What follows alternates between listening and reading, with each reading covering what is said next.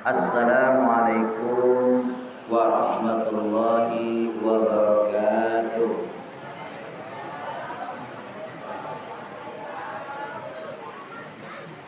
Betul ibu-ibu karya serujan dua. Anak-anak Pak di cewek salamnya dulu.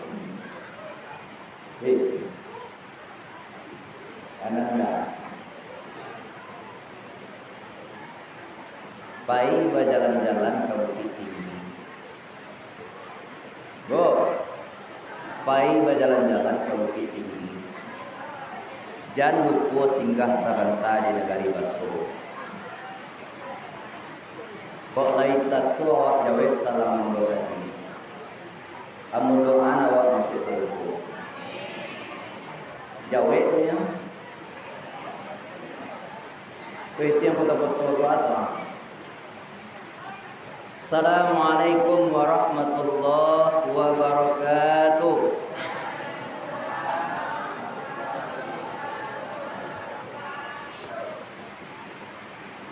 Alhamdulillahirabbil alamin. Wa hamdan syukran lillah, salatan wa salaman ala rasulillah. Asyhadu an la ilaha illallah wahdahu la syarika lah, wa asyhadu anna sayyidana wa nabiyana Muhammad Rasulullah sallallahu alaihi wasallam. Allahumma salli ala sayyidina Muhammadin wa ala alihi wa ashabihi rasulillahi ajma'in. Faya ayyuhal hadirun wal hadirat, jamaah ba'da isya yang dirahmati Allah, jamaah qiyamul lail rahimakumullah. Fasma'u qala Allah ta'ala fil Qur'anil Karim. A'udzu billahi minasy syaithanir rajim. Bismillahirrahmanirrahim. Ya ayyuhalladzina amanu ista'inu bis-sabri was-salah. Innallaha ma'as-sabirin. Wa qala Allah ta'ala aidan fi surat al-Ukhra.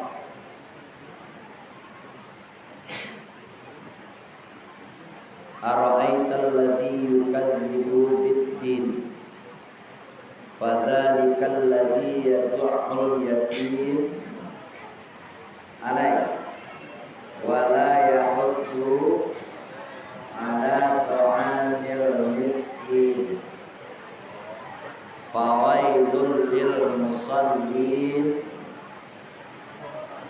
alladzina hum an salatihim sahun alladzina hum yura'un wa yamna'unal ma'un.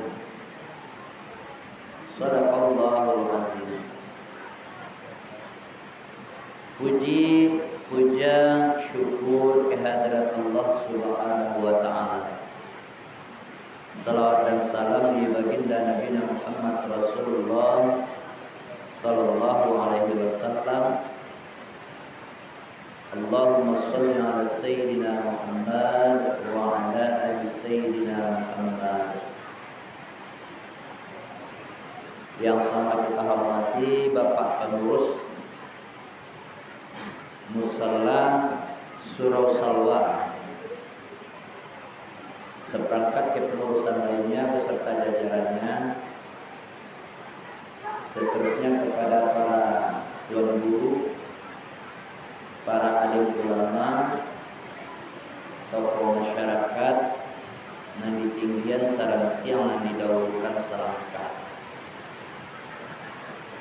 Begitu juga para bundokan uang, dan papeh rumah gadang, Teristimewa kepada anak-anak kami santriwan santriwati yang alhamdulillah selalu bersemangat menghiasi sahur siang malam-malam Ramadan di tahun ini.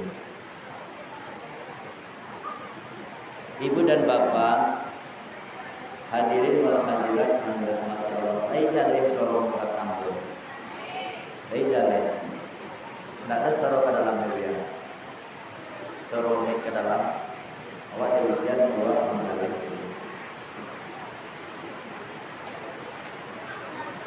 Dah. Ini terangkan kan? Ini gak lain model.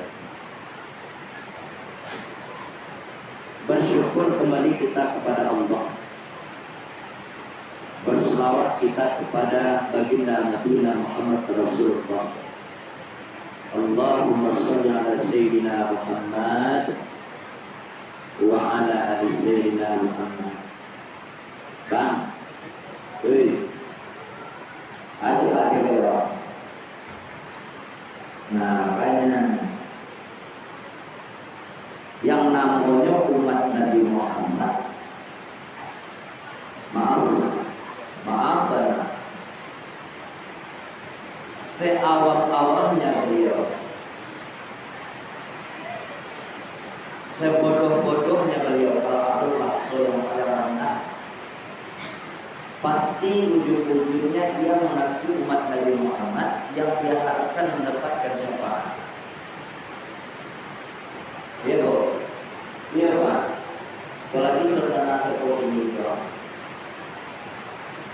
Saya yakin itu yang datang dari berbagai arah, yang datang dari berbagai penjuru, bahkan yang datang dari bermacam problem dan masalah. Ini akan mengharapkan syafaat bagi Rasul.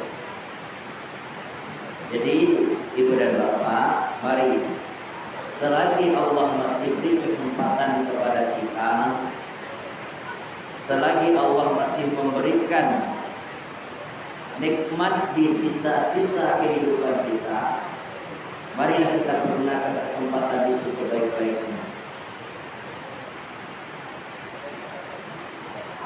Kesempatan yang apa? Untuk apa? Kesempatan yang seperti apa?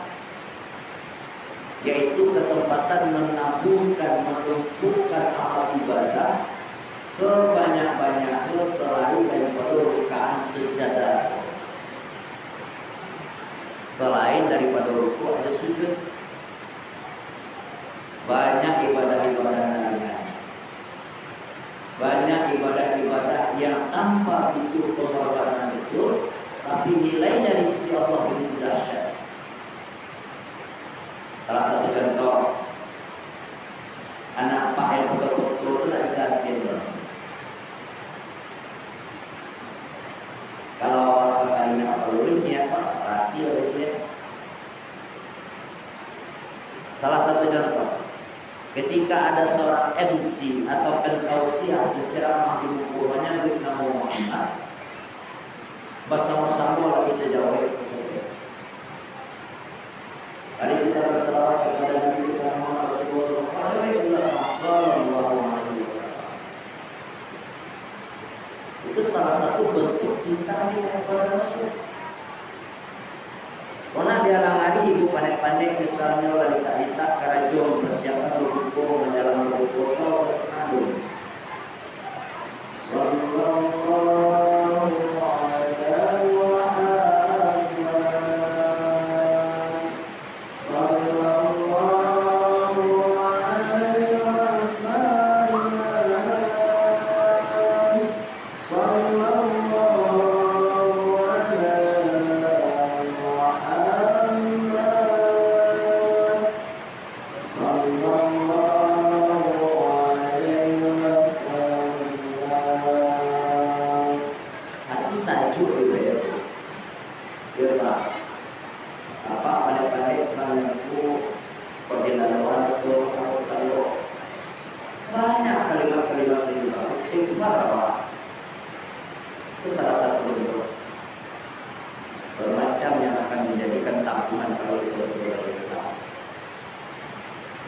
Nah, ibu bapak hadirin wal hadirat yang dirahmati Allah, di kesempatan hari ini ambo ditanggungjawabkan diberi amanah kemudian tausiah dengan judul apa tadi nak? Apa judulnya tadi? Menghindari sifat ria. Bu, lihat doa lain. Kalian doa lain. Lihat doa apa belakang lain. Ibu dan bapak hadirin yang dirahmati Allah. Ikut dalam rangka ingin menginginkan awaman. Dalam rangka kuadu leluhur semua mengenang, kuadu dan takaluk semua menjatuhan. Karena kita yakin pasanya jalan karena ditempuh, apa kada jika mau diulang. Dan namanya kita ibu juga pas selagi hayat masih di kandung badan, hayat kata qabla mautiha. Lain bisa di waktu gerak, kaki masih bisa dilangkahkan, tangan masih bisa dilengkapkan, mata masih bisa berfungsi untuk melihat, mulut masih bisa berucap. Semuanya itu nanti akan tersambung. Bagi awak nasuku melangkah, bagi awak nasuku mengecek, bagi awak suku mencari, semuanya itu akan tersambung. Intinya satu saja, orang kau tersandung di batu ganda untuk kita.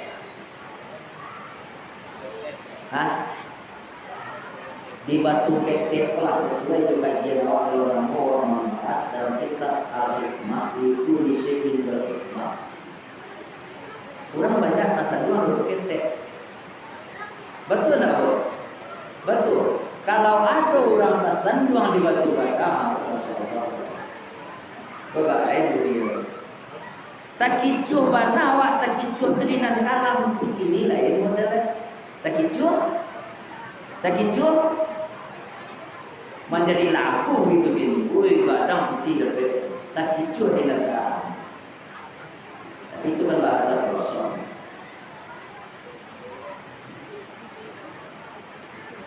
Dan itu rahmat Allah bu. Ambo itu ambo jangan berterima. Kaum muslimin rahimahullah, kenapa kita bilang seperti ini? Banyak orang tersandung di batu kecil. Contoh ya, contoh. Bedanya orang yang beramal, kok gak sensitif bakso seketik lah. Kalau orang memperhatikan, antok serba mau kau.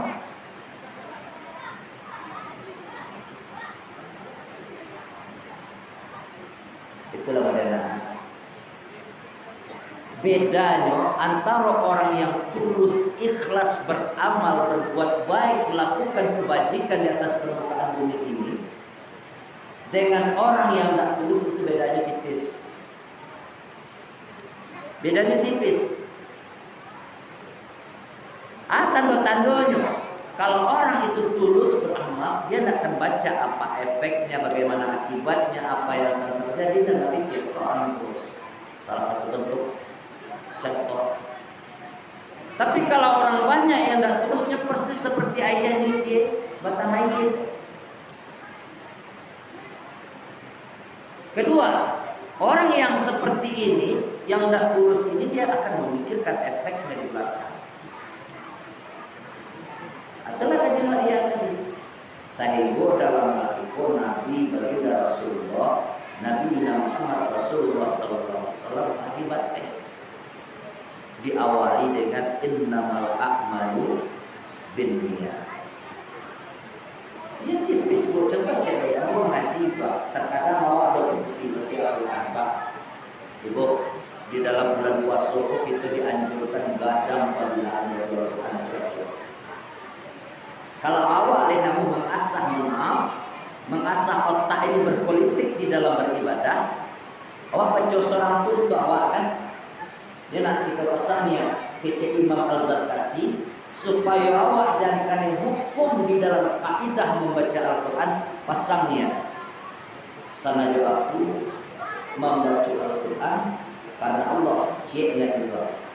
Ada ciri sengaja aku belajar membaca Al-Quran karena Allah. Dua, sengaja aku membaca Al-Quran karena Allah. Tiga, akhirnya di antara tiga bentuk niat tadi mana kau kecil?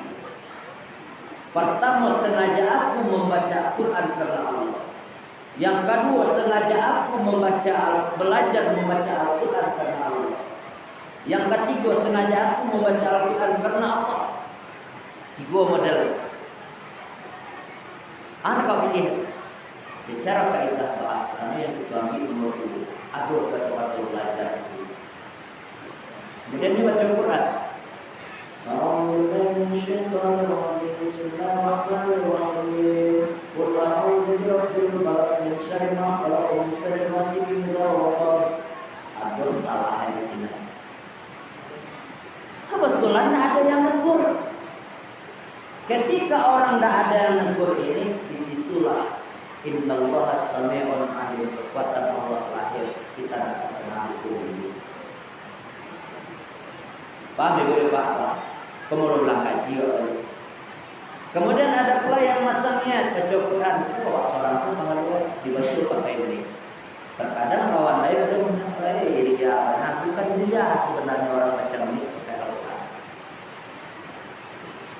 Ibu dan bapak hadirin yang dirahmati Allah, apa rahasianya orang membaca Al-Quran itu dengan suara sulit, dengan keras?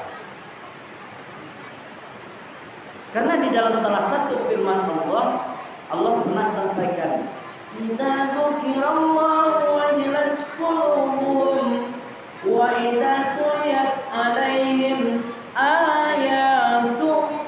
Nyodanga di orang iman yang lain. Kebagai mik Pak. Taman doang orang itu membaca atau diikuti ya tadi secara tidak langsung paham membaca Al-Quran tadi itu ngalir atau hati yang berpolitik di dalam beribadah. Tapi niat tetap yang dipesan Rasulullah tadi.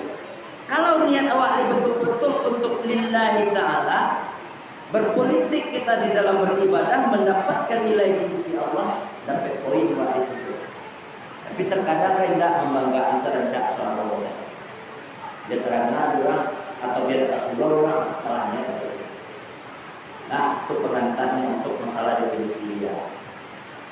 Nah, sekarang ria, catatlah.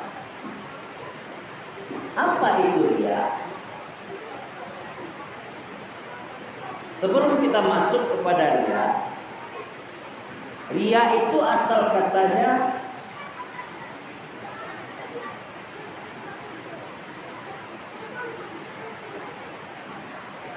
ria itu asal katanya ar-riya. Artinya di sini memperlihatkan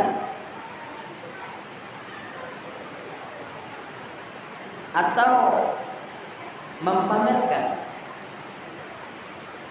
Ria itu asal katanya ar-riya artinya memperlihatkan atau mempamerkan. Mohon maaf. Ini tidak bisa terbentuk suatu amal saja. Penyakitku memang betul-betul batin yang dikejarnya, batin yang dikejarnya. Terkadang kalau batin kita, hati kita nggak betul tulus dan ikhlas, dia selalu berusaha bekerja apabila ada yang lihat.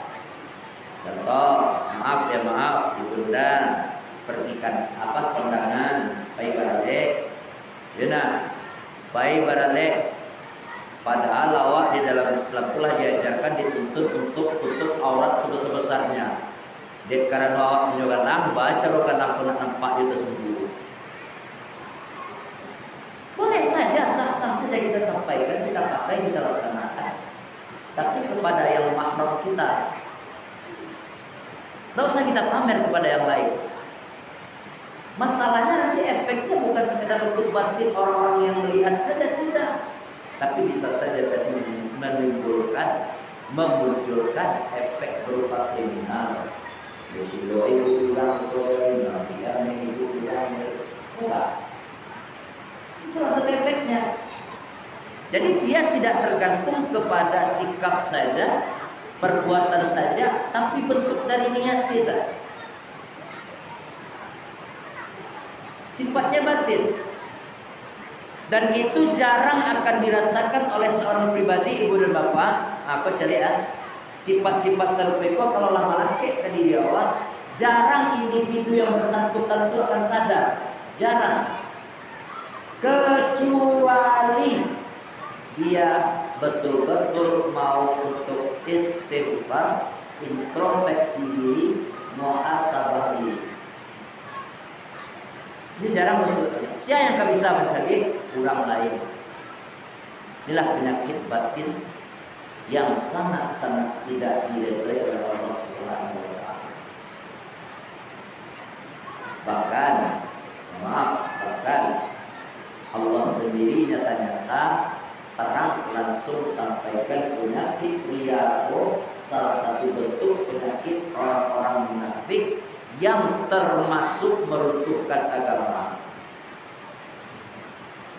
Nyata Allah sampaikan, orang yang suka berpenyakit riya, orang yang memiliki sifat riya, Allah sendiri yang nyatakan salah satu bentuk makhluk Allah yang termasuk peruntuhan agama. Ama dalilnya tuh, dalilnya yang kita baca tadi. Di ayat ke-100, alladzina yuradu, yang suka kepada riya. Dia tanda-tanda orang yang mendustakan agama, berdoa agama pun banyak kok. Tentu dalam hal itu tidak akan kita kupas. Namun kalau di atas mimbar ini, Abu Majah silahkan buka balik surah Al-Mar'un itu. Coba kita cari terjemahan, kita renungi termasuk orang itu. Yang jelas intinya pembahasan kita tentang riya hari ini, salah satu kata Allah termasuk orang peruntuk agama, orang munafik. Lalu, Pak, hadirin wal hadirat yang dirahmati Allah. Jadi apa itu riya sesungguhnya? Riya adalah suatu amalan atau suatu penyakit hati yang terdapat pada individu diperlihatkan kepada orang lain dengan tujuan dapat pujian. Yang pada orang lain cuma nak niat karena Allah. Mohon maaf, aku cek deh termasuk Pak. Mohon maaf ya, mudah-mudahan aku di situ. Awak kan sama-sama kemarin tadi nak tahu soal hujan. Ya nak, tambah dari bermacam-macam, ada yang dari bawah, ada yang dari samping, ada yang dari belakang. Kan bermacam arah dan amal. Datang di malam kadang balik ke surau. Kalau dia betul-betul dengan niat untuk menghidupkan dia mulai di syahri Ramadan, menghidupkan malam-malam Ramadan, Allah akan catat itu. Tapi kalau niat awak payurang payawak mohon maaf, atau niat awak karena malu dan minantu pay ke surau, atau minantu malu dan intuai karena ke surau, apa salah dia? Itu salah satu bentuk contoh penyakit riya. Kadang efeknya. Maka mau sampaikan tadi, orang yang tulus dengan yang tidak tulus tipis. Jadi kalau sekali lagi pesan baginda Rasulullah dalam hal itu rancak mana kita pakai.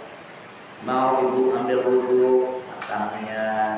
Mau kita melangkahkan kaki ke masjid, baca doa Bismillahirrahmanirrahim, la haula wala quwwata illa billahil aliyyil azim. Mau kita berbuka, baca doanya. Jangan nampak saya ini kita buang sekali di buku saya jadi alam dek tapi ini. Semuanya karena lillahi ta'ala. Bahkan kata-kata lillahi ta'ala ini karena Allah ini ibunda. Bapak semua yang hadir, itu sebelum awak semayang awak cantumkan dulu, kalau ucapkan. Iya dah. Coba perhatikan kita sudah kita memakai takbir. Allahu Akbar. Sudah mulai. Doa kita.